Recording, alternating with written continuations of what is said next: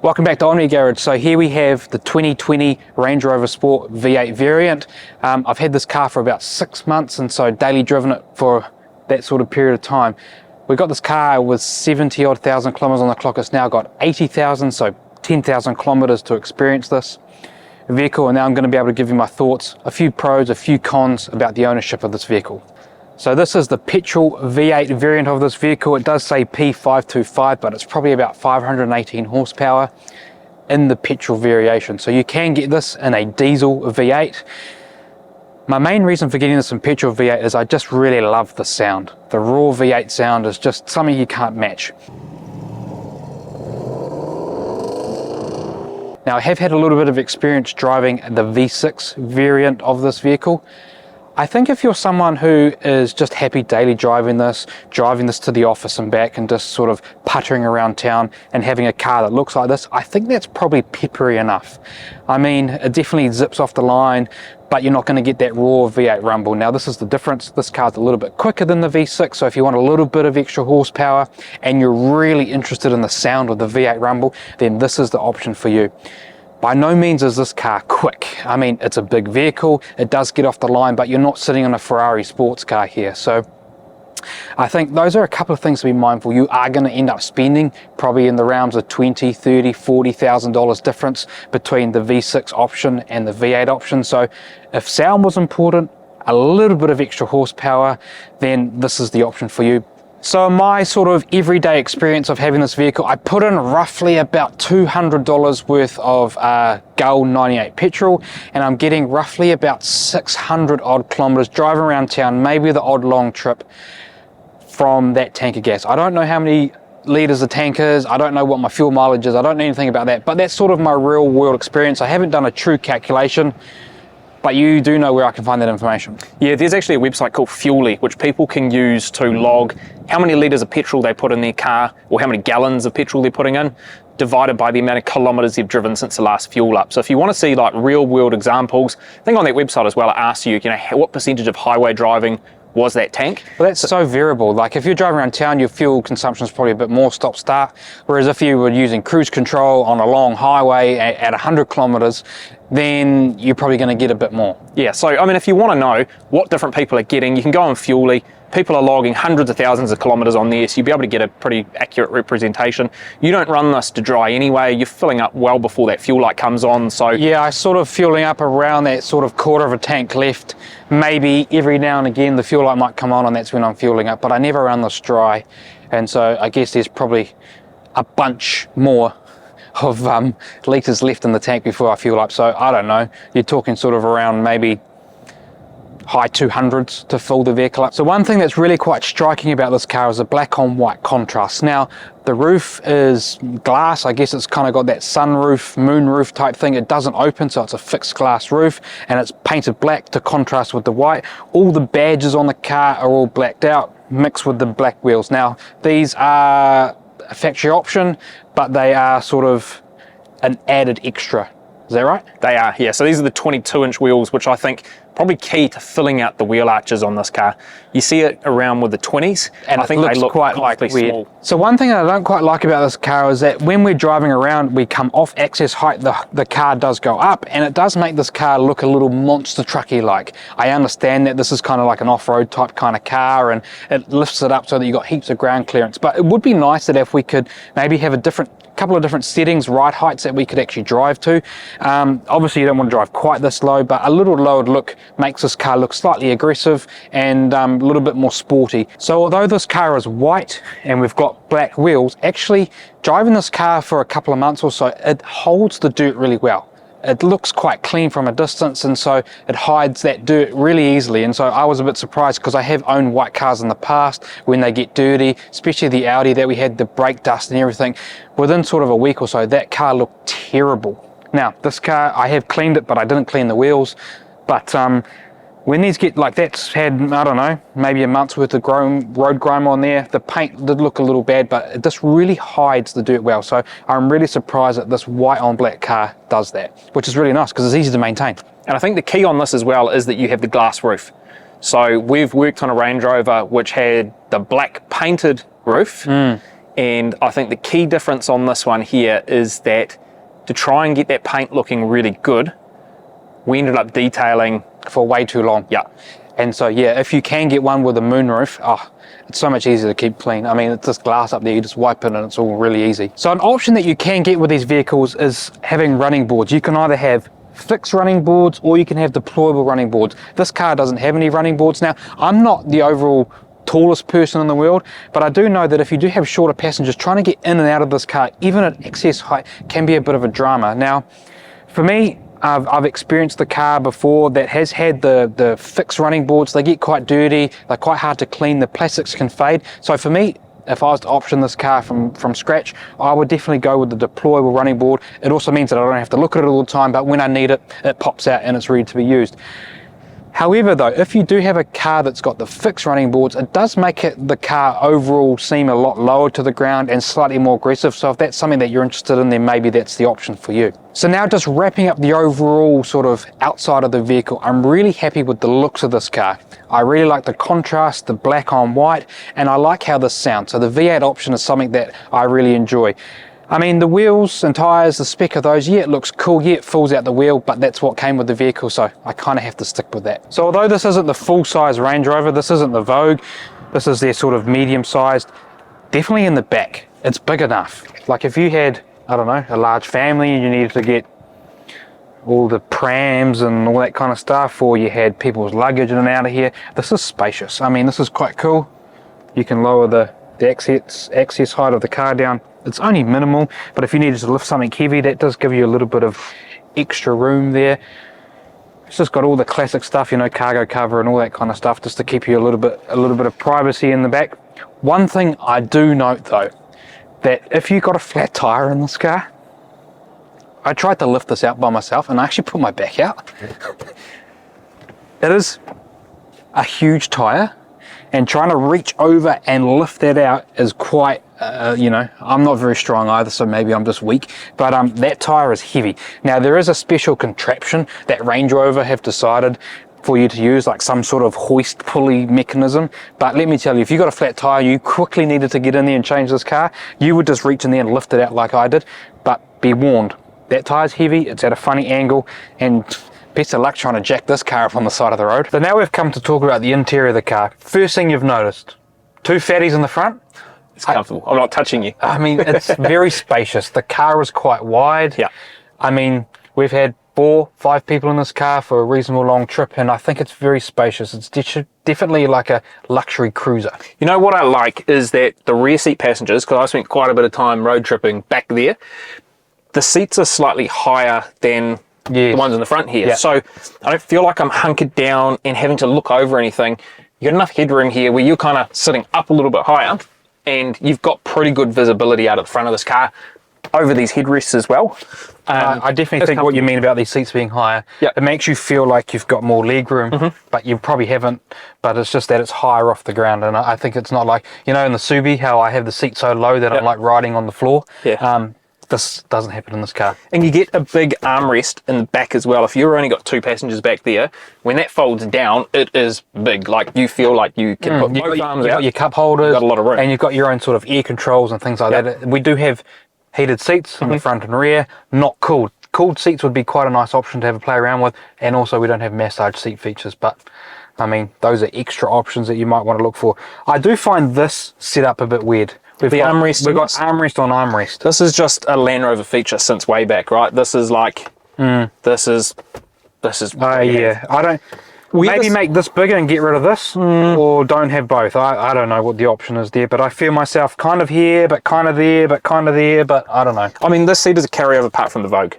And in the Vogue, you're sitting further apart again, so I think the armrest comes more into play on that car. Right. And rather than design a completely different seat for the Sport, other than the SVR, which has those beautiful like carbon back seats. Yeah, those are nice. Not have children and in the back. diamond stitching and really, really nice leather. But I mean, so yes, inside's very nice and spacious, but you try and park this at the supermarket.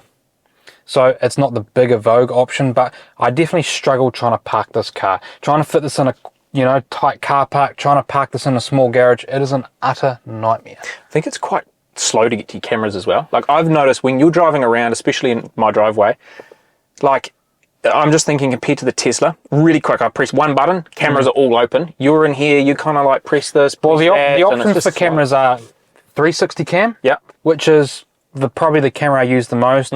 Although it's not that detailed, it's quite a long way away. You do kind of get used to it. That's the best camera, still not the greatest. We do have a front camera, which is good to see if you're going to smash into like a flower bed in front of you. Yep. And we have a reversing camera, which is great to reverse out. There is a mid sort of vehicle camera, which shows you sort of, I don't know, just out on the side. Is it in the mirrors? Yeah, but what it does is it doesn't show you so if you have to do like a parallel park where you've got to get close to the curb, I would like a real dedicated wheel camera. Okay, now yep. the Audi was really good at that. And I think that's what the Subaru STI that I used to have had as well. It was basically like a don't curb my wheel camera. Yeah, and so I would really like that, so that when you're pulling in, that you can actually really see, and maybe a camera that was associated with the front bumper area. Now that's where you're going to be pulling into a car park, you're going to be backing out from a car park. That camera is really important. Yeah. And this car doesn't do that very well. So large vehicle, in and out of car parks with, I suppose you'd call it average cameras, really make this a pain to drive around town. It makes me think driving a Vogue. Oh, can you imagine a long wheelbase Vogue? No. Just how It'd be an hard that absolute would be. nightmare. You'd be parking well away from anything. So yeah, I don't like trying to park this car at all. So I think one of the features that would be really nice in here, when we think about the exterior, it was like deployable running boards. I think in here, this, Oh yeah. that would be really nice if this had the cooling compartment optioned. I think so, because this actual box in here, we never use. Yeah. We never put anything in here, but I would like drink bottles and stuff like that to go in there. I think you're correct. I think that would be nice. Although, did you know that this has got a 2-button mechanism on here? So you push the middle button. Yep. Yeah, you open the top tray and then the Whereas second. on the second one, it all You get goes. both. I think the only other thing that I would look to change if I was speccing this from new would be piano black looks great when it has never been touched, but I think you've got to go a different option. If you have the ability to spec one of these, we're comparing two vehicles that are identical, but you have a different option here. Would you go for the kind of carbon fiber look? Yeah, that carbon sport little Yep. look is kind of like, I don't know if is it quite ribbed to touch? I think it is. It is. I think it's textured. I think you'd get a lot more wear. Now that is really important because carbon black scratches. We've also got some fading going on around the screen here. top Now of the that's a screen. real obvious thing that happens with Range Rovers that aren't brand new, is that the screen gets real beat up around the outside. It's almost like the laminate starts to chip away. Because this is not the only car we've seen this on, so this is not unique to like, oh my goodness, there's an issue with this car. This is obviously when these cars get 3-4 years old, you start to get that delamination on it. I also think that the interior of this car is quite soft. In terms of what I think the leather around that, I think the leather in the seats, in and around the door things, I think if you get a nail in that leather, it chips really easily. In the rear seat, there's been car seats and kids and dogs and all kinds of stuff in there. I think the interior of this car is quite soft. It's luxurious though. Like I feel like you want that soft touch leather to add that element of luxury. If it's really hard and you've got like, you're right though, up here as well is really, really soft. And it doesn't take much to nick the leather in here, but you know, compared to the Audi that we had, that thing was real tough. Yeah. So banging around inside that car, like you couldn't damage anything in that car. Whereas if you were to make this more of a family vehicle, you're going to have to be a little bit more careful with it, because I think the interior is quite soft and delicate. I think what I really like about sitting in here as well is you feel like cocooned. Like it is quiet. The sound system is really good, even though this is not the top of the line 1700 kilowatt Meridian system. I think you've got the 825 kilowatt in here. Like it's the upgrade, but not the like balls to the wall. Yeah, it's Meridian. Definitely Everything. says it there, yeah. Yeah. But it just feels quiet. Loud outside. Yeah, Quiet and it's in got great sound deadening. You know, you've got the roof up there, which does have the sunshade that comes across. I'm a real sucker for black headliners as well. Oh, yeah. It just adds that little comfort feeling, and so I like cars that have got that. Had them in the past that haven't.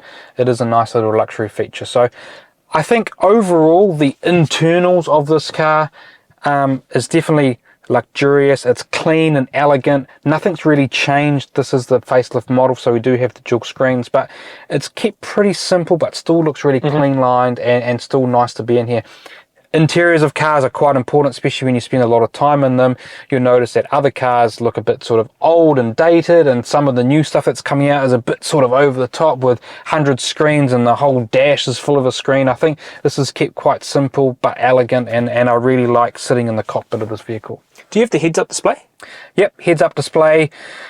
So heads-up display will show us like the speed and that kind of stuff. It also shows us if we have maps, but only if we're on the Range Rover map navigation system. Okay, so it doesn't carry over from CarPlay or anything. No, it's just that is a problem. Here. We get maps there. Yep. From Range Rover maps. I also get the maps if you set it up to have it in the middle of your dash here and on heads-up.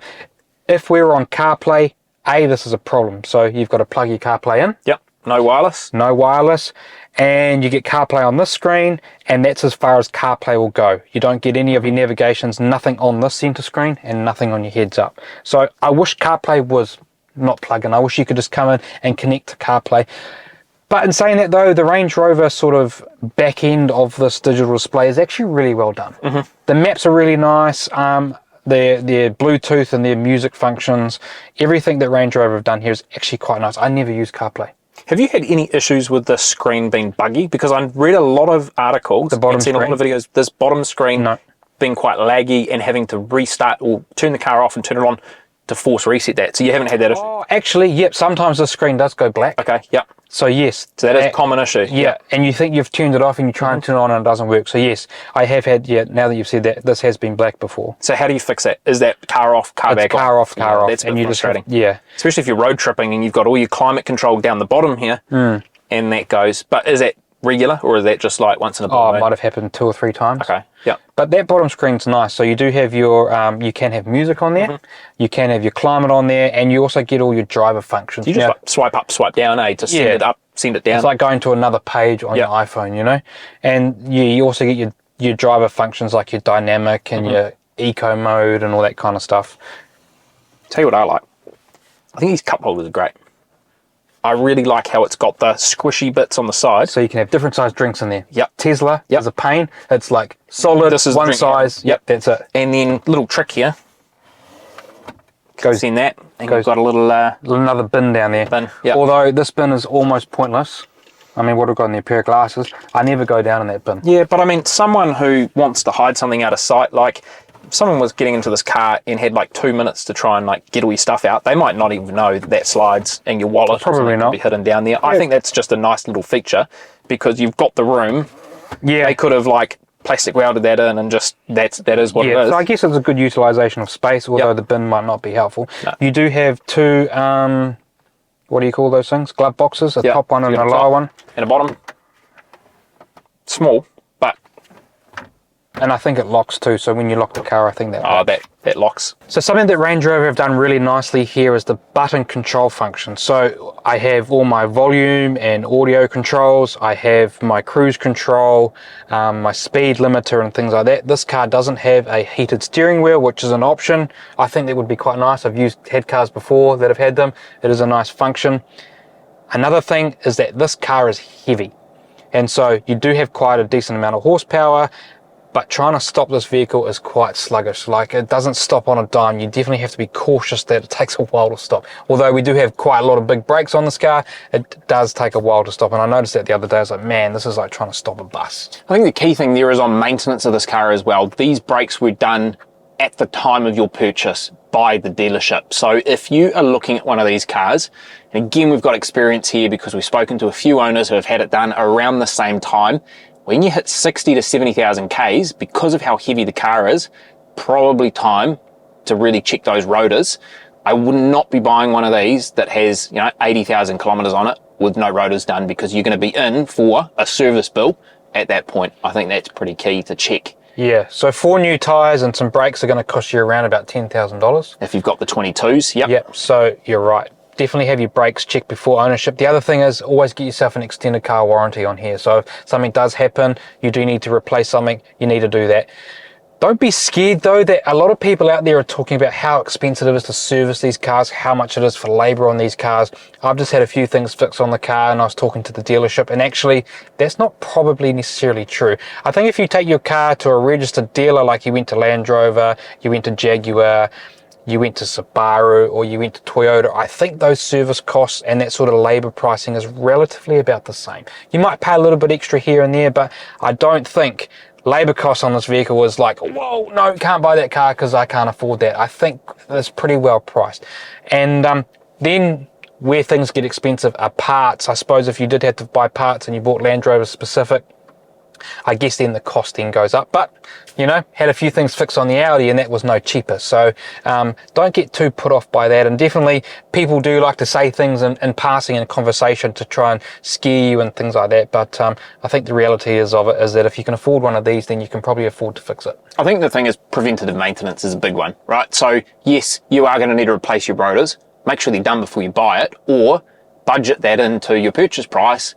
That's preventative maintenance. That's not something going wrong with the car. And naturally, when you've got a car that's cost 6 figures from new, your rotors are probably going to cost more than your $30,000 Toyota vehicle. So factor that in. What's interesting on here as well is the service maintenance intervals are, I think, astronomical across the V6 range and the V8s. Like your interval is 25,000 Ks between service. I'm just looking here. So we got the car at 70, the next one's at 95. Well, it says at 95, or it has given me a date there, which is roughly about 1 year of ownership. Okay, so I think that's another thing to factor in. Let's say a service on this, hypothetically, was $1,000. If you're servicing, let's continue to use the Toyota as an example, your service interval on that is probably going to be 12.5, maybe 15,000 K, and maybe half the price. So you actually extrapolate that out. Two services. Two services for one on here.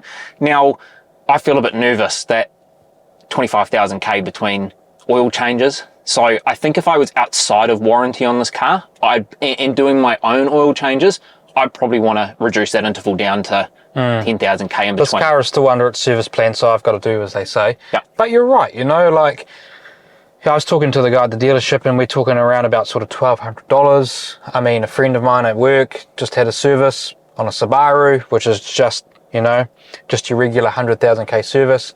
We're talking into the thousands there, you know, his was $2,000 or $3,000. But your service interval on your Subaru is every 10,000 K. Yeah. So you're going to have to do 2.5 services on that for one service on here. And let's say that was a cheap service, you know, $300. I've never taken my Subaru in and had a $300 service at the dealership. You're looking somewhere between $500 to $800 just on a regular maintenance. So servicing cost, yep, but interval is much longer. So I think when you actually work that out, you probably come out about par. I think so. Yeah. So overall, in the 6 months of ownership of having this vehicle, I'm really, really happy with it. I've experienced, you know, taking it in and getting a few things fixed on it. I've experienced having to put fuel in it and things like that.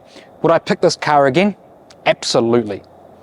I've had an Audi SQ5. I think that's a good sized car, and I think that's the power and things like that are quite good for the price.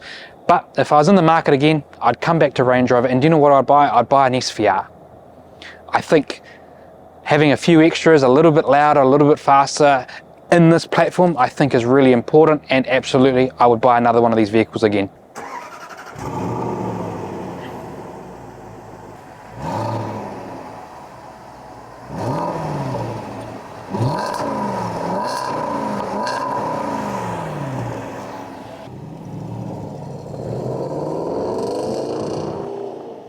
So that's it from Omni Garage. If you're really interested in this type of content, we've made a couple of videos of these, of the pros and cons of our ownership of cars that we've had in the past. So go back, check those out. But that's it from Omni Garage. Thanks for watching. Subscribe to the channel so you get notified when we're getting new videos out here.